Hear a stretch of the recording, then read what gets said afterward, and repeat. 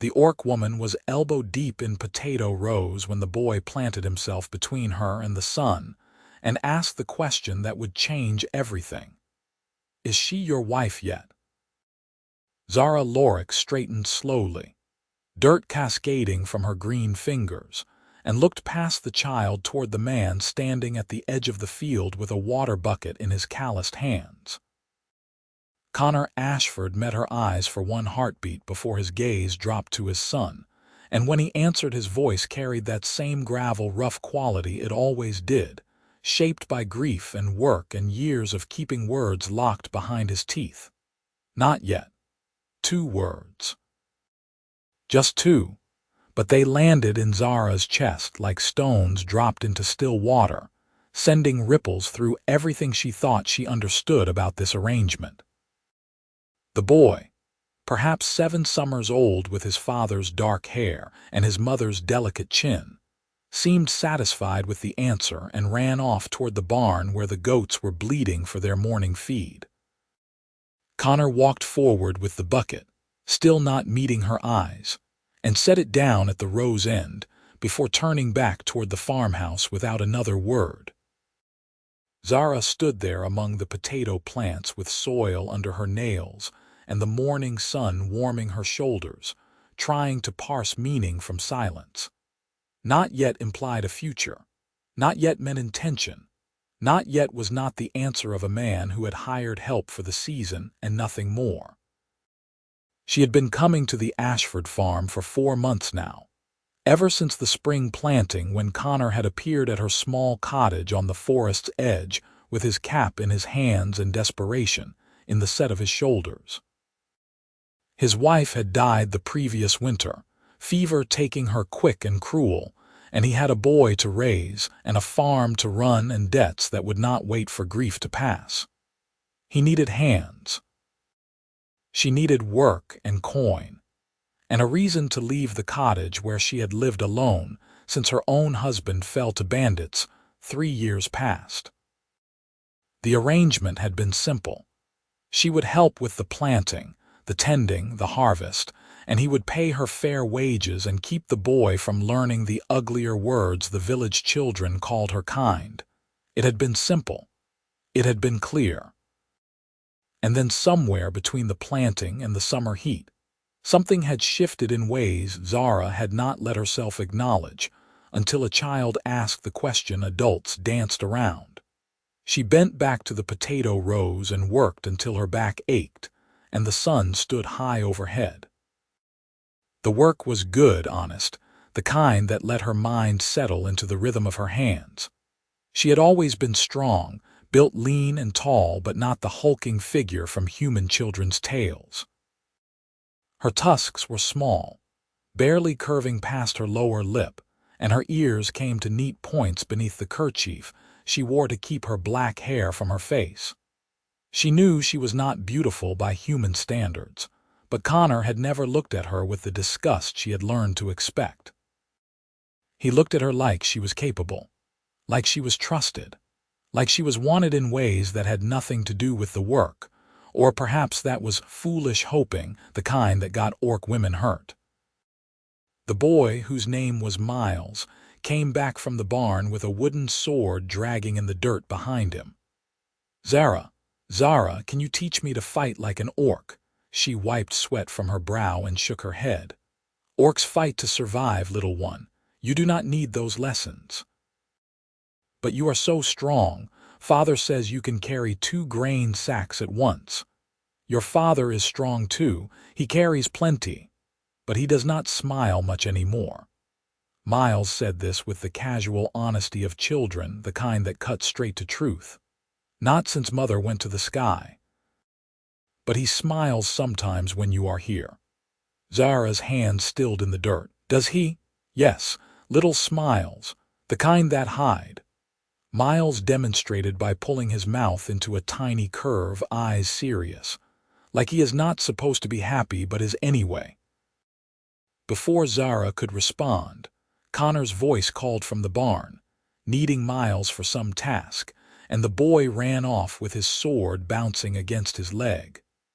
Zara returned to the potatoes with her heart doing complicated things behind her ribs. The afternoon wore on. She moved from the potato field to the vegetable garden closer to the house, pulling weeds from between the bean rows and checking the squash for beetles. The farmhouse itself was small but well built. Stone foundation and timber walls with a shake roof Connor had repaired himself last spring. Chickens scratched in the yard. The goats watched her with their strange rectangular pupils from their pen. It was a good farm, productive, the kind that could support a family if the debts did not strangle it first. She knew about the debts because Connor had been honest about his situation from the start. His late wife's mother, a woman named Judith Pembroke who lived in the village 3 miles down the valley, held the mortgage on the farm. It had been arranged years ago when Connor and his bride were young and starting out, a family loan that came with family obligations. Judith had never approved of the farm, thinking her daughter had married beneath her station, but she had held the loan without trouble while her daughter lived. Now, with her daughter dead, Judith's disapproval had turned to something sharper. She wanted her grandson raised properly in the village with decent people and decent prospects. She wanted the farm sold and Connor moved into town where she could supervise the boy's upbringing. And she had made it very clear, on the one occasion she had visited and found Zara in the yard, that an orc woman had no place in her grandson's life. Zara had been hauling water that day, yoke across her shoulders, when the older woman arrived in her cart. Judith Pembroke was small and neat, dressed in widow's black with silver hair pinned tight beneath her bonnet, and her eyes had gone hard as flint when she saw Zara. "What is that creature doing here?" Connor had stepped between them immediately, voice flat. "She is helping with the farm." "I hired her. You brought an orc around my grandson, around my daughter's home. Ellen is gone, Judith. This is my home and my son, and I will run this farm as I see fit." The old woman's face had gone white with fury. "You will not. Not while I hold your debts, Connor Ashford. You will send that savage away or I will call the loan due. All of it. Immediately." The number she had named was staggering.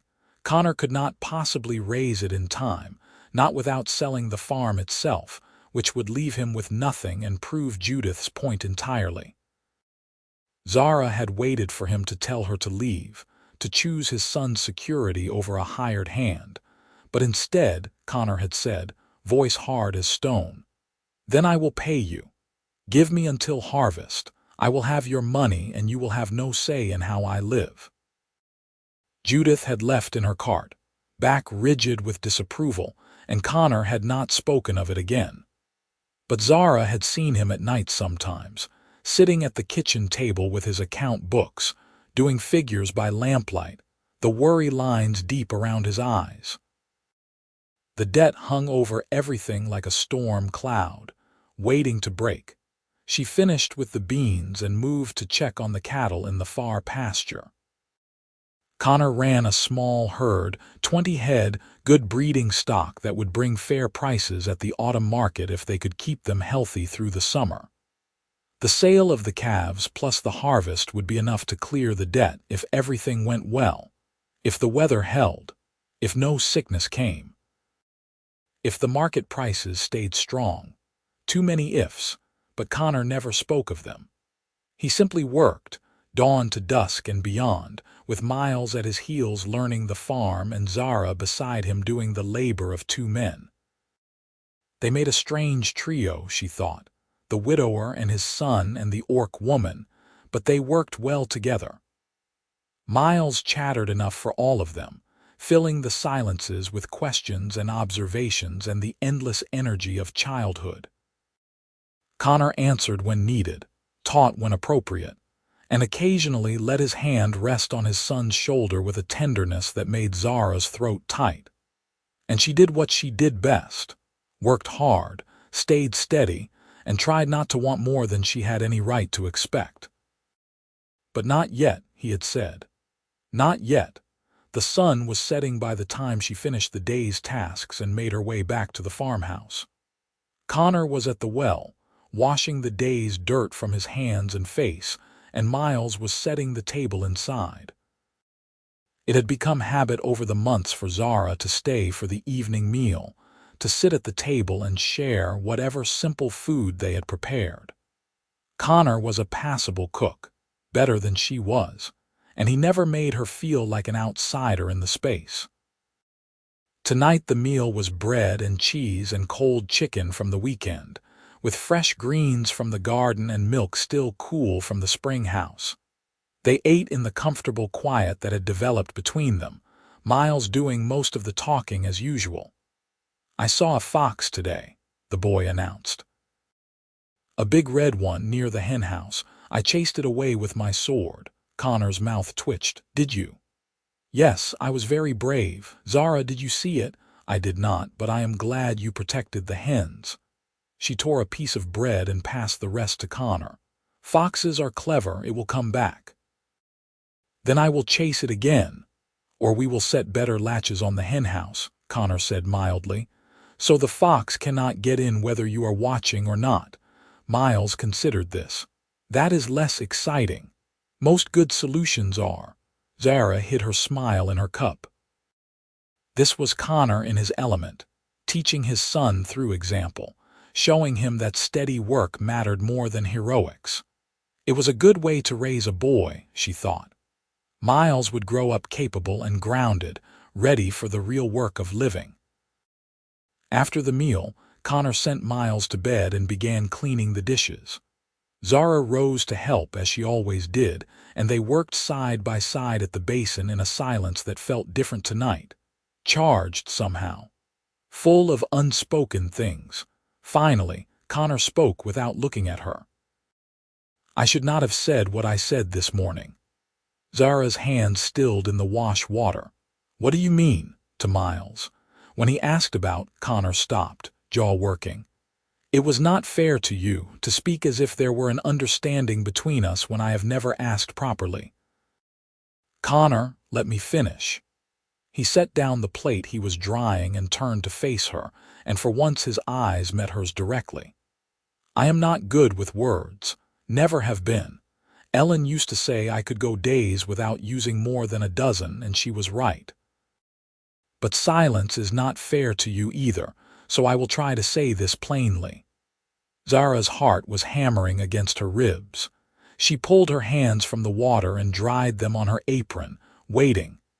"You have been working this farm with me for 4 months now," Connor said slowly. "And in that time I have come to rely on you in ways that go beyond the work. Miles loves you. The animals respond to you. The farm runs better with you here. And he stopped, searching for words. "I find myself thinking of you when you are gone, wondering if you are well. Planning the next day's tasks around what we might do together. I fell into this without meaning to, and I do not know if you feel the same, but when Miles asked that question this morning, I answered honestly. Not yet, because I have not earned the right to call you my wife, but I would like to. If you would have me." The words hung in the air between them, clumsy and honest and more than Zara had ever expected to hear. Her throat felt tight. "The debt. I will clear the debt. One way or another, Judith will have no claim over how I live my life or who I welcome into it." His voice was firm, certain. "But that is my burden to carry. What I am asking is whether you would want this. A life here with Miles and me, not as hired help but as family." Zara looked at him. This quiet man with work-roughened hands and grief still lingering in the corners of his eyes, and felt something in her chest crack open. She had been alone for 3 years, telling herself it was enough to have work and a roof and safety. She had not let herself hope for more, knowing how most humans saw her kind. But Connor had never looked at her with disgust or fear. He looked at her with respect, with trust, and now with something warmer that made her breath catch. "I would want it," she said quietly. "I have wanted it for longer than I let myself admit." Something eased in Connor's expression, a tension she had not realized he was carrying. He reached out slowly, giving her time to pull away, and when she did not, his hand closed around hers, warm and solid and calloused from the same work that had roughened her own palms. "Then we will make it happen," he said. "After the harvest, after the debt is clear, I will do this right." She nodded, not trusting her voice, and they stood there in the farmhouse kitchen with the lamplight flickering and the night sounds of the farm drifting through the open window. It was not a grand romantic gesture, no poetry or declarations, but it was real and honest, and it was theirs. The next morning the work continued as it always did, but something had shifted in the air between them. Miles noticed, of course, children being more perceptive than adults often credited, and he grinned at Zara over breakfast with a knowing look that made her want to laugh. Connor caught the expression and raised an eyebrow at his son, who simply went back to his porridge with exaggerated innocence. The summer deepened. The crops grew tall and green, the cattle fattened on good pasture, and the three of them worked the farm with a rhythm that felt like family. Zara taught Miles to identify edible plants in the forest, to track game, to move quietly through the woods. Connor taught him to mend harness and shoe the horse and calculate weights and measures for the harvest.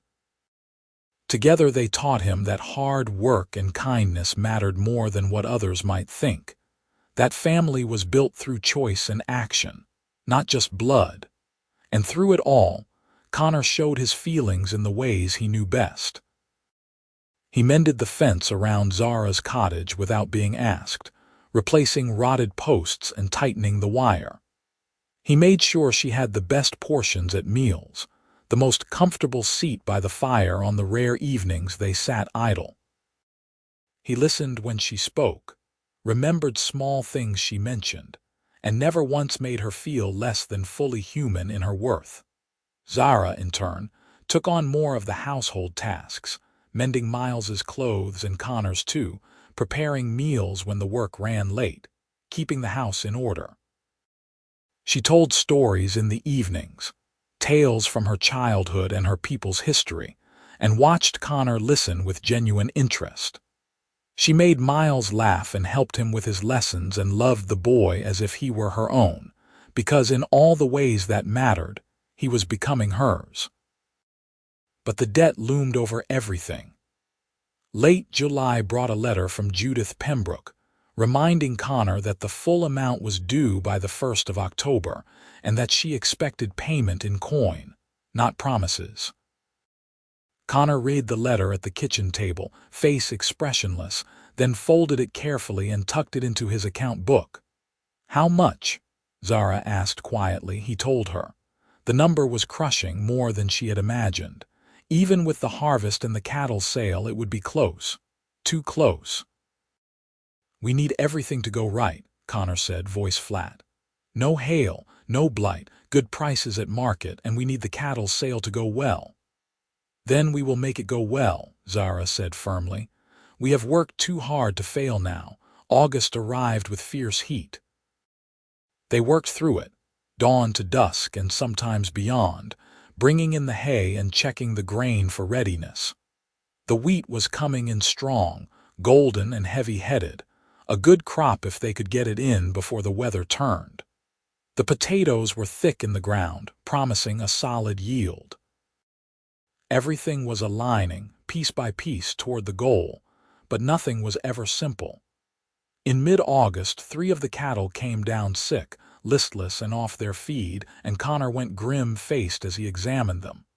"Blackleg, maybe," he said, "or something they ate. We need to separate them from the herd before it spreads." They moved the sick animals to a far pen and watched them carefully, dosing them with what remedies they had, and praying it would not spread. 2 of the 3 recovered slowly, but the third died despite their efforts, and Connor buried it in the back pasture with his jaw set hard. "That is 1 less to sell," he said, staring at the turned earth. The numbers just got tighter. Zara put a hand on his shoulder. We will manage. We have to. He nodded once, short and sharp, and they went back to work. The wheat harvest began in late August, and they hired 2 men from the village to help with the cutting and threshing. The men were wary of Zara at first, their eyes skittering away when she spoke, but Connor's flat refusal to tolerate any disrespect made things clear. They worked, all of them together, and brought the wheat in over the course of a week. It was a good harvest, better than Connor had hoped, and the relief in his face was almost painful to see. "This might actually work," he said quietly, standing in the barn with the grain sacked and stacked. "If the potato crop is half as good and the cattle prices hold, we will have enough." "We will," Zara said, and made herself believe it. September came with cooler nights and the turning of leaves. The potato harvest began, and it was back-breaking work, digging through the hills to pull the tubers from the earth. Miles helped as much as a boy his age could, and Zara and Connor worked side by side, their hands raw and blistered, pulling potatoes until their backs screamed in protest. But the yield was strong, better than expected, and the cellar filled with sacks of good clean potatoes that would sell well at market. The cattle sale was scheduled for the 3rd week of September, and Connor made the arrangements to drive the herd to the market town a day's journey south. It was a risk, moving the animals that far, but the prices there were better than the local buyers would offer, and they needed every coin they could get. "I will go with you," Zara said. "An extra hand with the herd." Connor hesitated.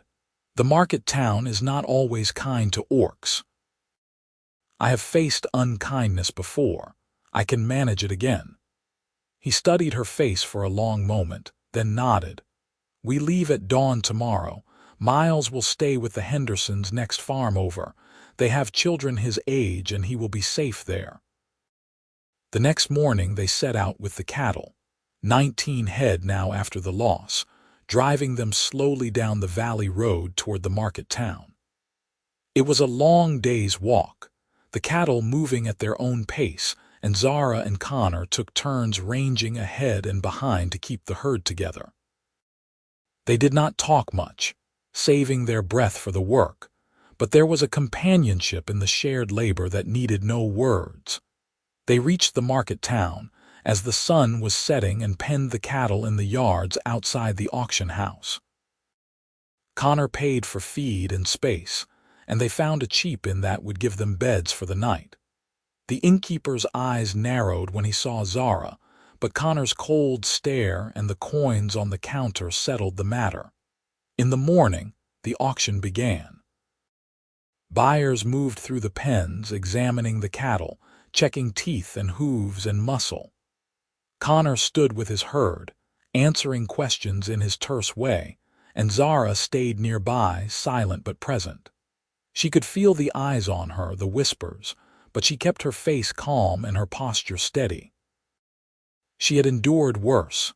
The bidding started slow. The first few head went for reasonable prices, and Connor's tension eased fractionally.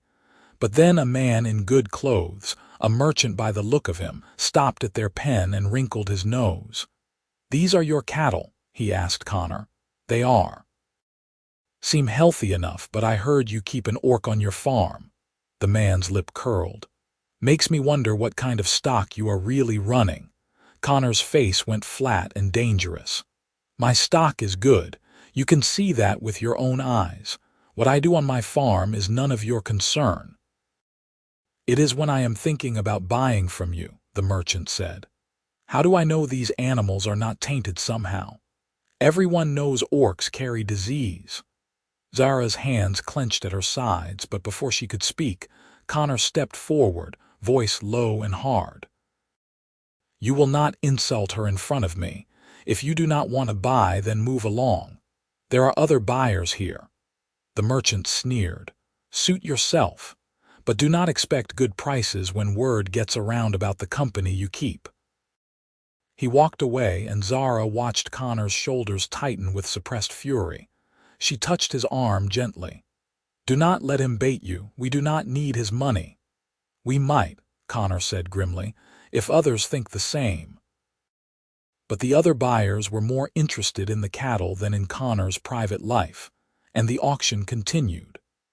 The prices were not as high as Connor had hoped, the merchant's comments having cast a shadow over the proceedings, but they were fair.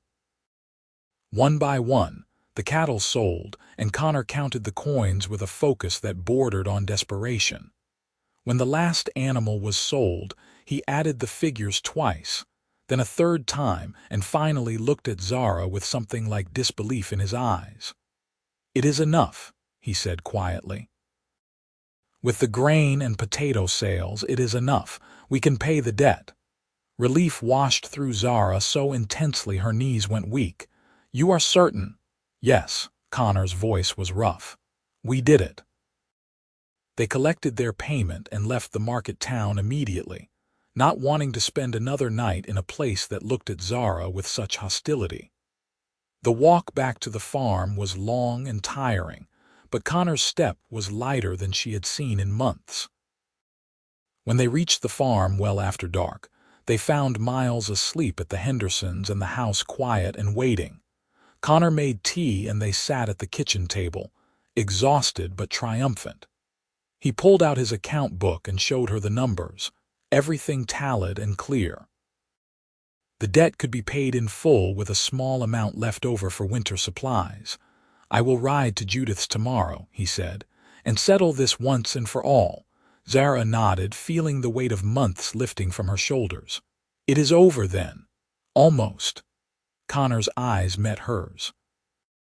"Once the debt is clear, I will have no obligations to her beyond common decency. She will have no say in how I live or who I choose to spend my life with." The words hung between them, heavy with meaning.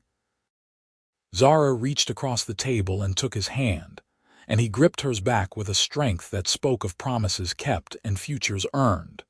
The next morning, Connor rode to the village with the payment in his saddlebag, every coin accounted for. Zara stayed at the farm with Miles, who had been retrieved from the Hendersons at first light, and tried to keep busy while her nerves jumped under her skin. She weeded the garden, fed the chickens, mucked the goat pen, anything to keep her hands occupied while Connor settled accounts with his late wife's mother. He returned in the late afternoon, his face unreadable. Zara met him in the yard, and Miles ran up asking questions, but Connor simply swung down from the horse and handed the reins to his son. "Take care of him for me," he said to Miles. "I need to speak with Zara." Miles, bless him, seemed to understand the gravity of the moment and led the horse away without protest. Connor turned to Zara and she searched his face for clues. "It is done," he said. "The debt is paid. I have the receipt marked clear." And Judith, his mouth tightened. She was not pleased. "Said I was making a mistake, that I was dishonoring Ellen's memory, that Miles would suffer for my poor judgment. I told her Ellen was gone and I had to make choices for the living, not the dead. She did not take it well." Zara's stomach sank. "She will cause trouble." She threatened to. "Said she would make sure the village knew what kind of man I was, bringing an orc into my home and my bed. I told her she was free to say what she liked, but she no longer had any hold over me or this farm." Connor's voice was steady, but Zara could see the cost of those words in the tension around his eyes. "She told me not to come back, said I was no longer welcome in her house, and if I wanted to ruin my life, I could do it without her blessing. Connor, I am sorry, do not be." He stepped closer, his eyes fierce. "I chose this. I choose you. Judith can keep her bitterness in her house. I have everything I need right here." Zara felt tears prick at her eyes and blinked them back stubbornly. "You have lost your family." "I have gained a family," he corrected. "If you will still have us." She nodded, not trusting her voice, and Connor pulled her into his arms in a rare display of open affection. She leaned into his strength, breathing in the smell of horse and leather and the clean soap he used, and let herself believe that this might actually work. But peace never lasted long. A week after the debt was settled, Judith Pembroke arrived at the farm with the village priest in tow and two men Zara did not recognize. Connor was in the far field with Miles, checking the fence line, and Zara was alone in the house when the cart rolled into the yard. She stepped outside, wiping her hands on her apron, and Judith's eyes raked over her with undisguised contempt. "Where is Connor?" the old woman demanded. "In the field. I can fetch him if you need him." "We need him." The priest, a thin man with a pinched face, stepped forward. "We are here to discuss the welfare of the child, Miles Ashford." Zara's blood went cold. "What about him?" "It has been brought to our attention that the boy is being raised in an unsuitable environment," the priest said primly. "Living in close quarters with an orc woman exposed to influences that are inappropriate for a Christian child. We are here to assess the situation." "There is nothing to assess," Zara said, keeping her voice level with effort. "Miles is well cared for, well fed, and safe. Connor is a good father." "A good father would not subject his son to the corrupting presence of a savage," Judith snapped. "I have tried to reason with Connor, but he refuses to see sense, so I have petitioned the church to intervene." The two men with her, Zara realized, were there to take Miles. Fear spiked through her, sharp and cold, but before she could respond, Connor's voice cut across the yard. "You will not lay a hand on my son." He was striding toward them from the field, Miles at his heels, and his face was set in lines of absolute fury. Miles looked confused and frightened, and Zara moved immediately to the boy's side, putting herself between him and the strangers. Connor stopped in front of Judith and the priest, his stance wide and solid. "You are not welcome here. Leave." "We are here on church business," the priest said, drawing himself up. "We have the authority to investigate claims of child endangerment." "Endangerment?" Connor's voice was low and dangerous. "My son is healthy, educated, and loved. What exactly is endangered?" "His immortal soul," Judith said shrilly. "You are exposing him to a monster, Connor. That creature has no place in a Christian household, and I will not stand by and watch my grandson corrupted." "Zara is not a monster, and she has more kindness in her than you have shown in years," Connor said flatly. "Miles is my son, and I will raise him as I see fit. You have no authority here." "The church does," the priest insisted.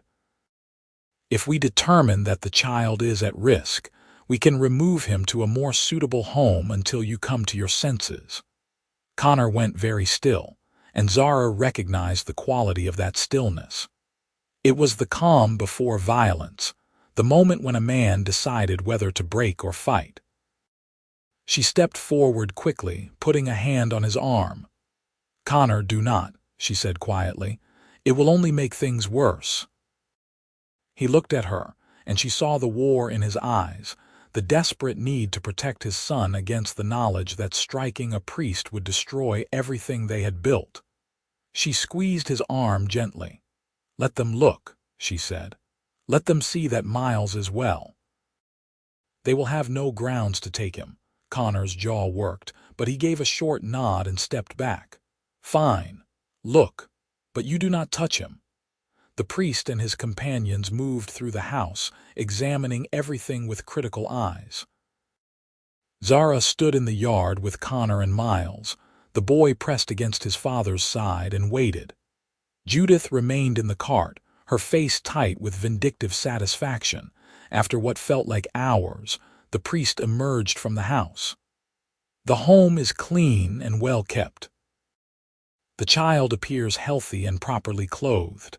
However, the presence of the orc woman remains a concern." "She is going to be my wife," Connor said bluntly. "So your concern is noted and disregarded." The priest's eyebrows rose.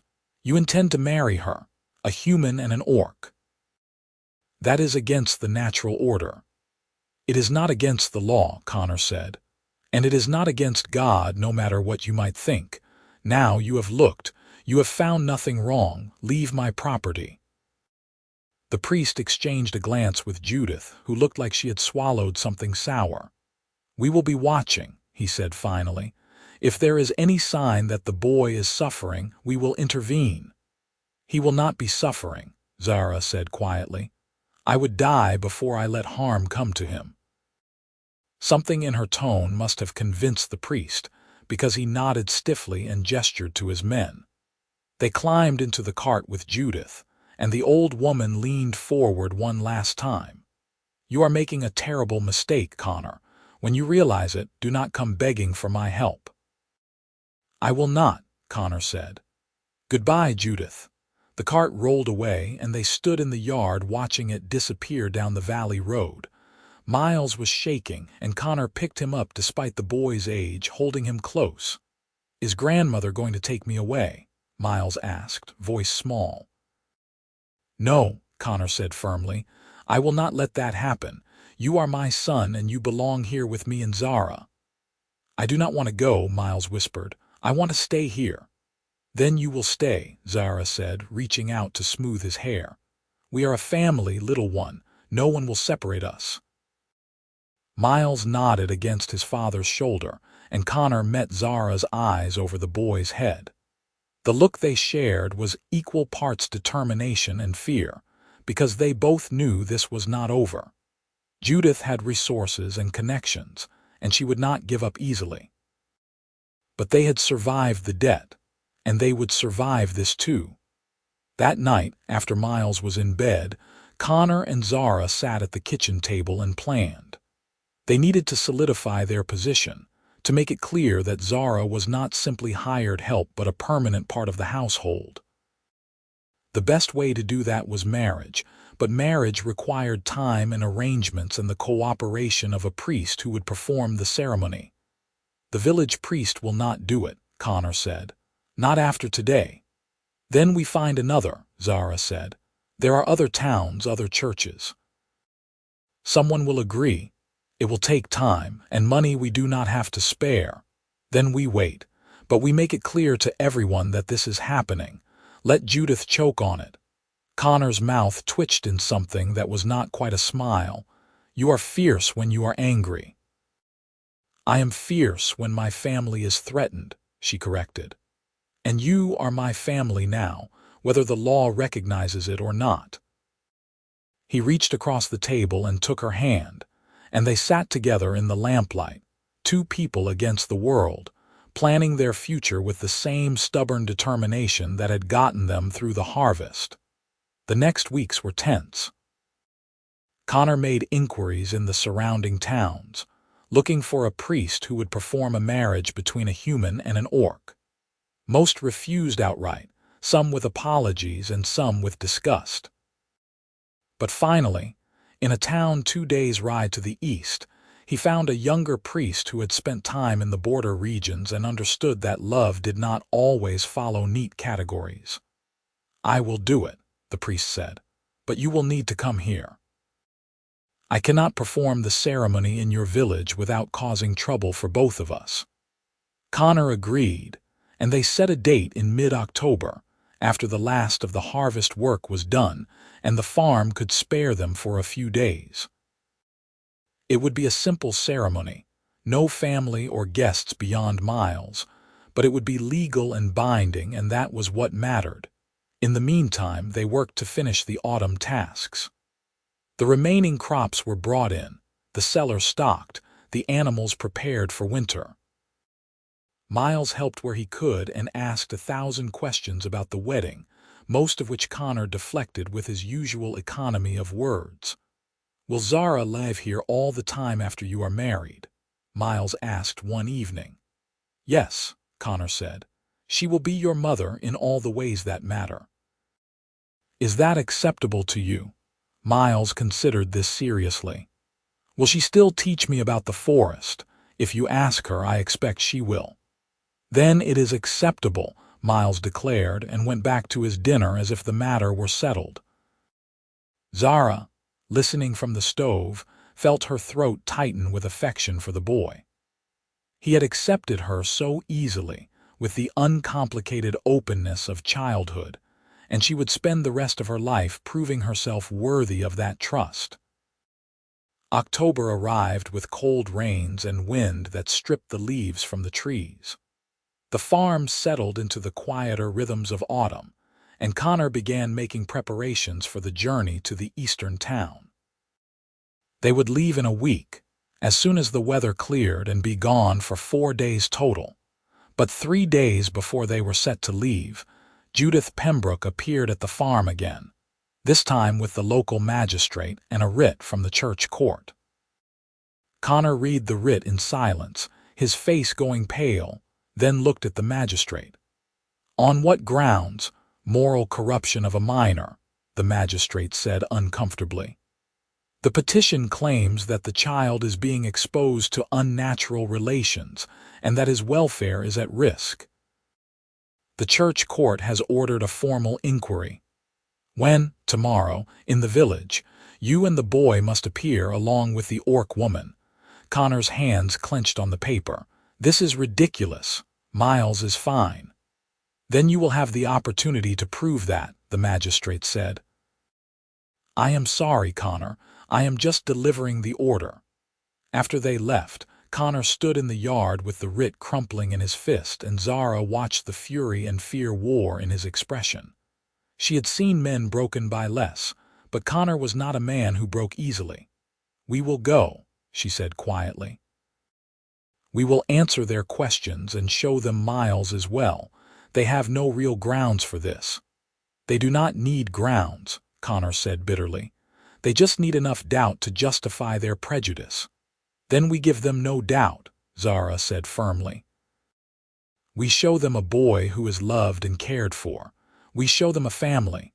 And if they still choose to see only an orc and a human, that is their failing, not ours." Connor looked at her for a long moment, then nodded. "All right, we face this together." The next day they rode to the village with Miles between them on Connor's horse. The inquiry was being held in the church hall, and a small crowd had gathered, drawn by gossip and curiosity. Zara felt their eyes like brands on her skin, but she kept her head high and her expression calm. She would not give them the satisfaction of seeing her afraid. Inside the hall, a panel of 3 men sat at a table: the village priest, the magistrate, and an elder from the church. Judith Pembroke sat to the side, her face composed but her eyes gleaming with malicious hope. Connor, Zara, and Miles stood before the panel, and the questions began. They asked about the household, about Miles's education, about his health and daily routine. Connor answered in his flat, factual way, and Miles, when asked, spoke clearly about his life on the farm. He talked about his chores, his lessons, the games he played, and the stories Zara told. He spoke with the easy confidence of a child who had never doubted he was loved. Then the priest leaned forward. "Miles, do you understand that the orc woman is not human? That she is different from you and your father?" Miles frowned. "Zara is Zara. She is kind and strong and she helps us. But does it not frighten you to live with someone so different?" "No," Miles said, clearly confused. "Why would it?" "Because orcs are dangerous," the priest said. "They are savages, prone to violence. Has she ever hurt you?" "Never," Miles said, his voice rising with indignation. "Zara would never hurt me. She is going to be my mother." The priest sat back and the magistrate cleared his throat. "Connor, do you truly intend to marry this orc woman?" "I do," Connor said. "We are to be wed next week in a ceremony performed by a priest in the eastern parish. It is legal and proper, and it is our choice. A choice that exposes your son to scandal and ostracism," the elder said. "Have you considered what his life will be like, known as the boy with the orc mother?" "I have considered that he will grow up knowing love matters more than prejudice," Connor said evenly. "That family is built through loyalty and care, not through blood alone. And that the opinions of those who judge us without cause are worth less than the dirt under my boots." A murmur ran through the watchers, and Judith's face went tight with anger. The panel exchanged glances, and the magistrate sighed. "We find no evidence of neglect or abuse," he said. "The child is clearly well cared for and healthy. However, the concern about moral influence remains. We recommend that the Orc woman maintain a separate residence until such time as the marriage is formalized to avoid the appearance of impropriety." "No," Connor said flatly. The magistrate blinked. "I beg your pardon. No," Connor repeated. "Zara is part of our household, and she will remain so. We have done nothing wrong, and I will not be dictated to about how I live in my own home. If you want to take my son, you will have to go through me, and I promise you that will not end well for anyone." The threat hung in the air, and Zara saw the magistrate's face pale. Connor was not a violent man, but he was a large man and a veteran of the border wars, and everyone knew he was capable of defending what was his. The panel hesitated, uncertain, and in that moment of silence, something unexpected happened. A woman stood up from the crowd. Zara recognized her as one of the Henderson women, the family who had watched Miles during the cattle drive. She stepped forward, her hands clasped in front of her. "If I may speak," she said quietly. The magistrate gestured for her to continue. "My family has known Connor Ashford for 10 years, she said. "He has always been a good neighbor and a good father. When his wife died, we feared for the boy, worried that Connor would drown in his grief and the farm would fail. But he did not. He worked harder than any man I have known, and when he needed help, he found it in an unlikely place." She looked at Zara. "I will not lie and say I was comfortable at first, seeing an orc on his farm, but I watched her with Miles and I saw only kindness. I saw a woman who worked herself to the bone to help a family that needed her. And I saw a boy who laughed again, who felt safe and loved. If that is corruption, then I do not understand the word." Another person stood, an old farmer from down the valley. "Connor Ashford has never done wrong by anyone in this village. He pays his debts, he helps his neighbors, and he minds his own business. If he says the Orc woman is good for his son, I believe him. This inquiry is nothing but Judith Pembroke's spite, and we all know it." More voices rose, people speaking in Connor's defense, and Zara felt something loosen in her chest. Not everyone in the village hated her. Not everyone saw only her green skin and tusks. Some saw what Connor saw, a person, worthy of respect and capable of love. The panel conferred quietly, and finally the magistrate spoke. "The inquiry is closed. We find no grounds to remove the child from his father's care. However, we urge caution and proper conduct, and we expect that the marriage, if it proceeds, be done legally and with the blessing of the church." "It will be," Connor said. Judith stood abruptly. "This is a farce. You are all fools, and you will regret this when that creature shows her true nature." "The only one showing their true nature here is you, Judith," the Henderson woman said sharply. "You have lost your daughter, and I am sorry for that. But trying to destroy your son-in-law and take your grandson will not bring her back. Let them be." Judith's face twisted with rage and grief, and for a moment Zara almost felt sorry for her. But then the old woman swept out of the hall and the moment passed. The crowd dispersed, and several people stopped to shake Connor's hand or nod to Zara. It was not acceptance, not quite, but it was a start. They walked out of the hall together, miles between them, and Zara felt like they had won something important. That night, Connor was quiet, sitting at the table with a cup of tea going cold in his hands. Zara sat across from him, waiting, and finally he spoke. "I thought I would lose him," he said quietly. "When Judith brought that writ, I thought this was it, that they would take Miles and there would be nothing I could do. But they did not," Zara said. "We stood together and we won. We did." He looked up at her and his eyes were raw with emotion. "Thank you for staying, for fighting, for loving us when it would have been easier to walk away."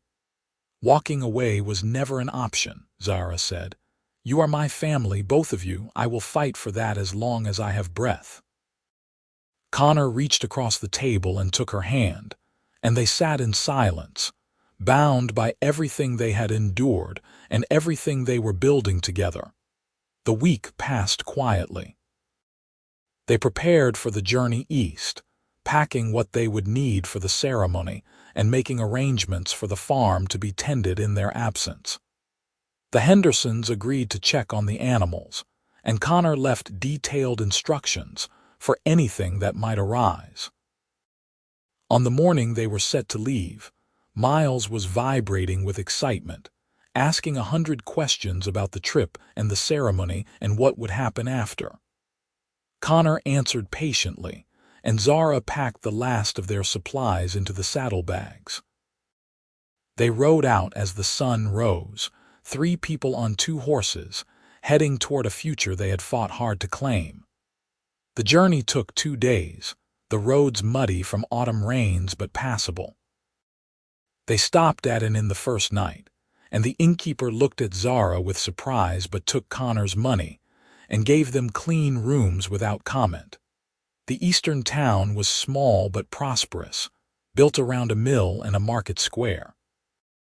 The church was modest, stone and timber with a bell tower that rose above the surrounding buildings. The young priest met them at the door, smiling. "You must be Connor Ashford," he said, shaking Connor's hand. "And this is your bride and your son." "Yes," Connor said. "This is Zara Lorick and my son, Miles." The priest knelt to Miles's level. "Are you happy about this wedding, young man?" "Yes," Miles said seriously. "Zara is good. She will be a good mother."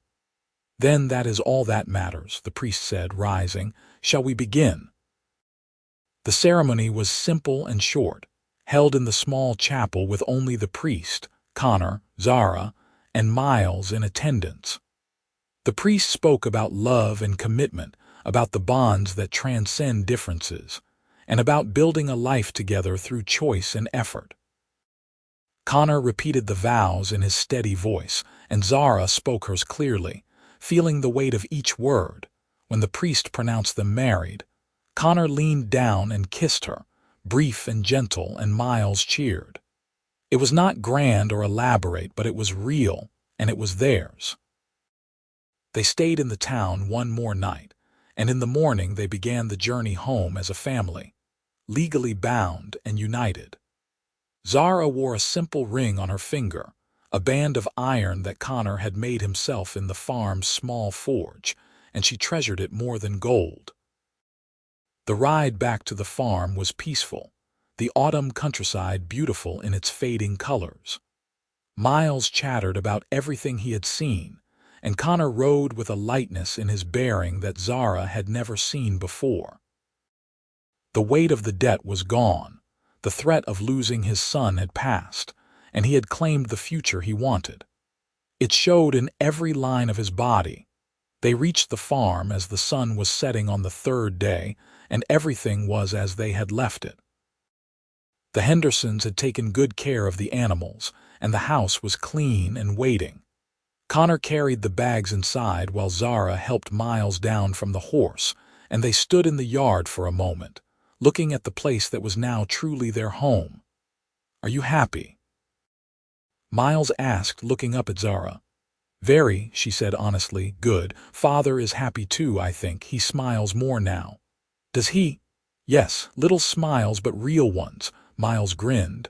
"I like when he smiles." "So do I," Zara said, ruffling his hair. That evening, they prepared a simple meal together, and Connor opened a bottle of wine he had been saving. They ate at the kitchen table, the 3 of them, and talked about the future. About the winter preparations that still needed doing. About Miles's education and what he wanted to learn. About the possibility of expanding the herd next spring if the money allowed.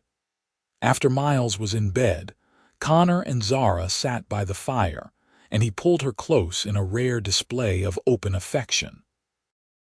She leaned into his warmth, feeling the steady beat of his heart under her ear, and let herself relax for the first time in months. "I have been thinking," Connor said quietly, "about what happens next." "What do you mean?" "We have cleared the debt. We have married. We have faced down Judith and the church and won. But there will always be people who disapprove, who see you as less than human, who think I made a mistake." He paused. "I want to make sure you never doubt that I chose you freely and gladly. That this is not just about the work or the farm or convenience. I love you, Zara. I should have said it before, but I am saying it now." Zara's breath caught. Connor was not a man of flowery words, and the simple honesty of the declaration struck her more deeply than any poetry could have. She lifted her head to look at him, and his eyes were steady and serious. "I love you too," she said. "I have for longer than I let myself admit. You and Miles are everything to me." He kissed her then, slow and thorough, and when they finally pulled apart, the fire had burned low and the night had deepened around them. They sat together in the quiet, planning nothing, simply being, and it was enough. The winter came on slowly, and they settled into the rhythm of cold weather work. There was wood to split, animals to tend, repairs to make before the snow arrived. Miles grew an inch seemingly overnight, and Zara let out the hems of his trousers for the third time. Connor worked on building a proper addition to the house, a room that would be theirs alone, private and warm. Judith Pembroke did not come back to the farm. Zara heard through the Hendersons that the old woman had left the village, gone to stay with a sister in another county, unable to bear the whispers and the judgment of neighbors who thought she had overstepped. Zara felt no triumph in it, only a vague sadness for a woman who had lost so much and chosen bitterness over acceptance. But the farm thrived. The winter was mild, the animals stayed healthy, and by the time spring arrived they were in good shape to begin the new year's work. Connor hired a local boy to help with the planting, and Zara taught Miles more advanced skills in tracking and foraging. They worked together, the three of them, building a life that was ordinary and precious and entirely their own. One afternoon in late spring, Zara was working in the potato field again, the same place where Miles had asked his question all those months ago. The boy appeared at the edge of the field, older now and taller, but still with that bright curiosity in his eyes. "Zara, father wants you at the house." She straightened, wiping dirt from her hands. "Is something wrong?" "No. He just said to come." She followed Miles back to the farmhouse, where Connor was standing in the yard with his hands in his pockets and an expression she could not quite read. When she reached him, he pulled something from his pocket and held it out. It was a flower, a wild rose from the hedgerow, simple and perfect. "What is this for?" she asked, taking it gently. "I realized I never courted you properly," Connor said. "Never brought you flowers or said pretty things or did any of the things a man is supposed to do when he wants to win a woman's heart. I just worked beside you and hoped you would understand." "I did understand," Zara said softly. "You showed me every day. I know. But I wanted to give you this anyway, to say thank you for choosing me, for choosing us, for making this place a home." He paused, and a small smile touched his mouth. "And because Miles said I should be more romantic." Zara laughed, looking at the boy, who grinned unrepentantly. "Did he now?" "He reads too much," Connor said dryly. "Gets ideas." "They are good ideas," Miles protested. "They are," Zara agreed, tucking the rose behind her ear. "Thank you, Connor, for this and for everything." He stepped closer and kissed her forehead, a gesture of affection that had become familiar over the months. "You are welcome. Now, I was thinking we should have a proper celebration. For the wedding we never really had. Something here with the neighbors to mark that you are part of this community now." "A party?" Miles asked, eyes lighting up. "A small one," Connor said. "Just enough to let people know we are settled and happy and not going anywhere."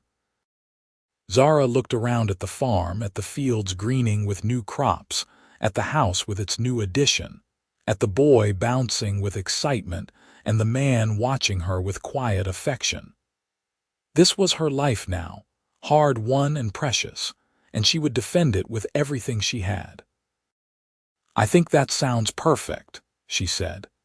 They held the celebration on a warm Saturday in June, setting up tables in the yard and inviting the neighbors who had stood by them.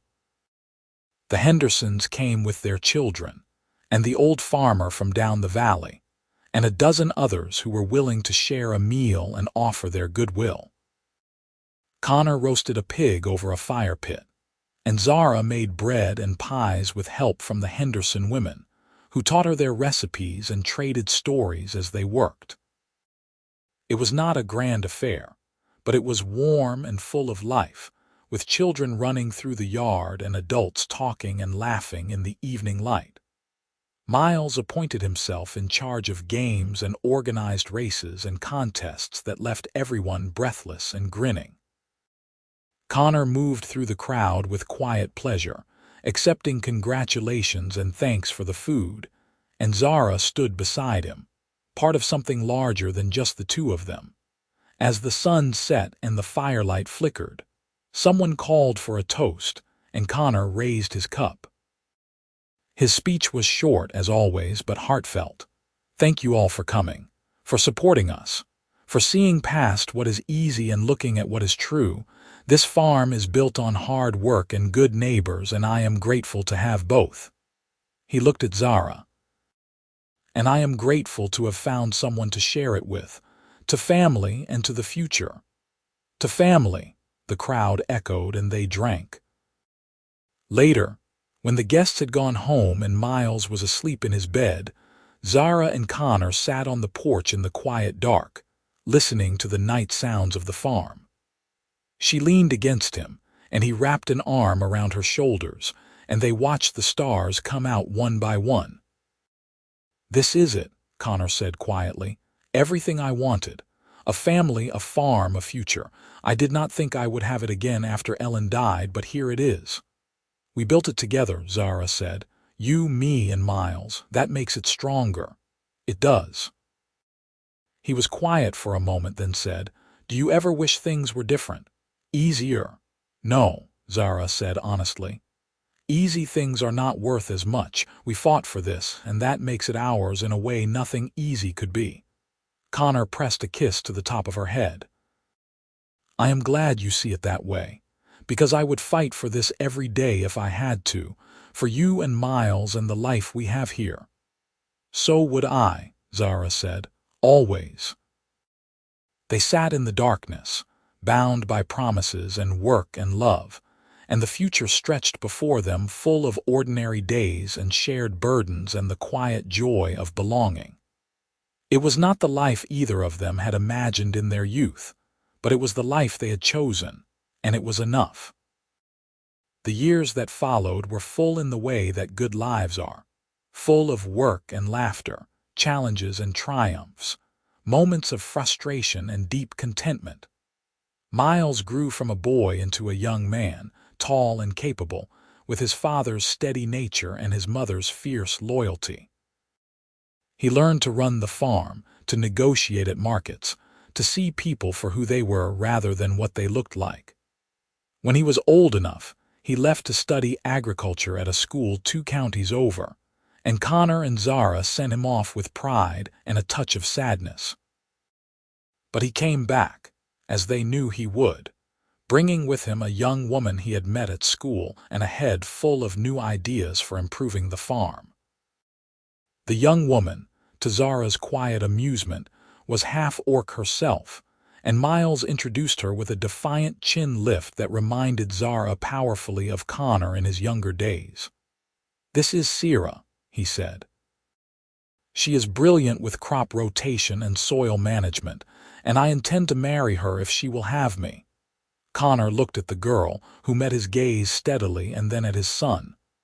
"Does she make you happy?" "Very," Miles said. "Then welcome to the family," Connor said simply, and Zara's shoulders relaxed fractionally. The wedding was held on the farm, in the same potato field where Miles had once asked if Zara was his father's wife yet. And this time, it was a larger affair with friends from the village and the school and the surrounding farms. Zara stood beside Connor and watched their son marry the woman he loved, and felt the circle of their life complete in a way that was deeply satisfying. When Miles and Zara took over more of the daily work, Connor and Zara found themselves with time they had not had in years. They used it to travel, to visit the places Connor had seen in his youth, and show Zara the wider world. They attended markets and festivals, met other mixed families who had carved out their own spaces in a world that did not always welcome them, and returned home each time with stories and gratitude for the life they had built. On a spring morning much like the one when everything had started, Zara found herself back in the potato field, helping Zara with the planting while Miles worked the far pasture with Connor. The younger woman was quick and efficient, and they worked in comfortable silence for a while before Zara spoke. "Thank you," she said quietly. Zara looked up. "For what?" "For making it easier for people like me. For showing that it could work, a human and an orc building a life together. When Miles told me about you and Connor, about what you went through to be together, it gave me hope that we could do the same." Zara felt her throat tighten. "It was not easy." "The best things never are," Zara said, "but you did it anyway, and that matters." They returned to the work, and Zara thought about all the years that had passed, all the struggles and joys and ordinary moments that had woven together into the tapestry of her life. She thought about a small boy asking a blunt question, and a man answering with 2 words that had promised everything. Not yet, he had said, but he had made it soon, and then forever. That evening, as the sun set over the farm and the family gathered for dinner, Zara looked around the table at the people she loved. Connor, older now with silver in his hair but still strong and steady. Miles, grown and confident and kind. Zara, bright-eyed and quick-witted, already part of the fabric of their lives. This was the future they had fought for, the family they had built through choice and effort and stubborn love. Connor caught her eye across the table and smiled, one of those small, real smiles Miles had noticed years ago, and Zara smiled back. They had made a good life together, against the odds and despite the obstacles, and she would not trade a single moment of it for anything easier or simpler. After dinner, she and Connor walked out to the porch as they often did, watching the stars emerge in the deepening twilight. He took her hand, his grip warm and familiar, and they stood together in the quiet. "Do you remember when Miles asked if you were my wife yet?" Connor said. "I remember everything about that day," Zara said. "It was the day I let myself hope." "I had been hoping for months before that," Connor admitted, "but I did not know how to say it. Miles forced the issue in his way." "Children have a gift for that," Zara said, amused. "They do." Connor was quiet for a moment, then said, "I never regretted it, choosing you, choosing this life. Even when it was hard, even when people made it harder than it needed to be, I never regretted it." "Neither did I," Zara said. "Not once." He lifted her hand and kissed her knuckles, a gesture of affection that still made her heart skip after all these years. "Good. Because I intend to keep choosing you every day for as long as we have." "And I will keep choosing you," Zara said. "Always."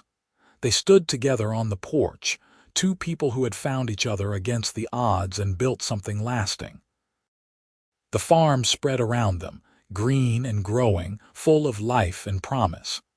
Somewhere in the house, Miles and Zara were laughing about something, their voices carrying through the open windows.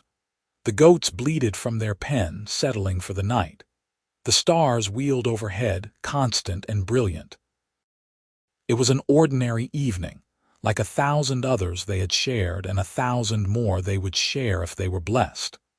But it was also extraordinary, because they had earned it through hard work and harder choices, through facing down prejudice and fear and doubt. They had taken a simple question from a curious child and turned it into a lifetime of answered promises. Not yet, Connor had said all those years ago. But now, looking at everything they had built together, the answer was clear and true and unshakable, now and always and forever. Yes.